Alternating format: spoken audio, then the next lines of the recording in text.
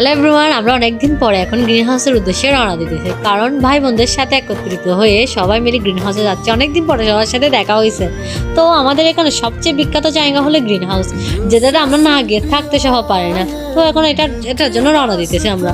তো এখন আমরা সবাই হাঁটতে হাঁটতে এখন আমরা পৌঁছে গেছি গ্রিন হাউসে। গ্রিন হাউসে পৌঁছার সাথে সাথে দিশা কতগুলো ছবি তুলতেছে, এগুলো দেখতেছি আমরা। তো এখন আমার ভাইরা সবাই আসতেছে।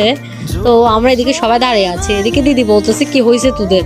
তো এদিকে প্রীতিও দাঁড়িয়ে আছে, এদিকে তিশা দাঁড়িয়ে আছে, এদিকে আমার বোনেরা সবাই দাঁড়িয়ে আছে। ওইদিকে সবাই আমাদের দিকে তাকিয়ে থাকছে। এদিকে আমি অন্যটা মাথার উপর দিয়ে চলে যাচ্ছি, এদিকে ভাই ছবি তোলার জন্য প্রস্তুতি নিচ্ছে। তো এখন আমরা এদিকে ঘুরবো, এখানে অনেক জায়গা আছে আরো ভিতরে। আপনারা যদি আসতে চান তাহলে শুক্রবার করে আসবেন, কারণ শুক্র শনি ছাড়া আর কোনো দিন খোলা থাকে না। তো আমরা যখন গেছিলাম তখন গ্রিন হাউসটা বন্ধ ছিল। অনেক কষ্ট করে চেষ্টার পর আমরা ঢুকতে পারছি।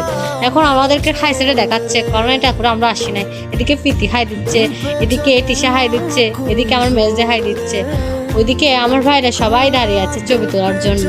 তো এখন আমরা ওইদিকে যাবো। ওইদিকে আমরা বন্ধ ছিল তাই আমাদেরকে বকাবকি করতেছে বের হয়ে যাওয়ার জন্য।